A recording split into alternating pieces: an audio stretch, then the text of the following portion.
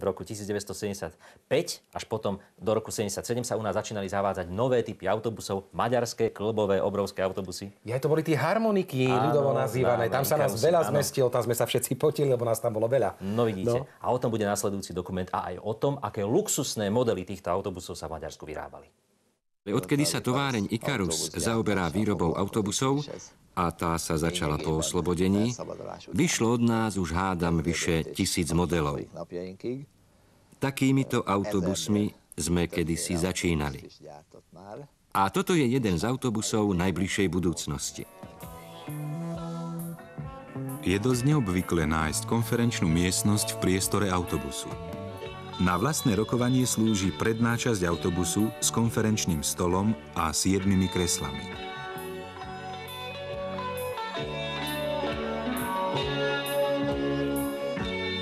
Pri obchodnom či spoločenskom stretnutí sa môžu aj kreslá zadnej časti otočiť čelom k sebe. Pre pohostenie a občerstvenie je tu kuchynka a umýváreň.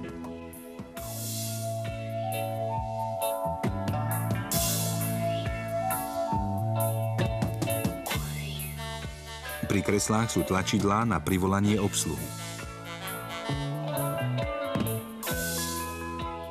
Cestujúci môžu dávať aj za jazdy direktívy vodičovi domácim telefónom. Po uliciach európskych, ale aj zámorských veľkomiest jazdia viaceré varianty mestských autobusov Ikarus. Medzi najnovšie z nich patrí aj zlepšený typ 145, vychádzajúci z modelu, ktorý dobre poznáme aj z našich ulic. Len niekoľko z technických noviniek. Dvere sa otvoria, len keď autobus stojí. Pri pohybe nie. Podobne ani pootvorené dvere nedovolia vozidlu pohnúť sa. Ovládanie viacerých úkonov je spojené v jednej páčke. Stretávacie aj diaľkové svetlá. Svetelná húkačka. Ostrekovanie čelného skla a spustenie stieračov. Je to pohodlné a pre profesionála iste aj jednoduché.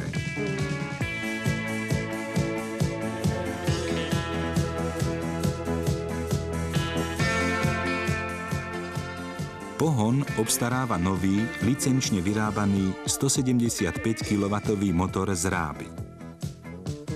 A tam, kde si vnútri, je aj nová československá prevodovka Praga s 3-stupňovou hydraulikou.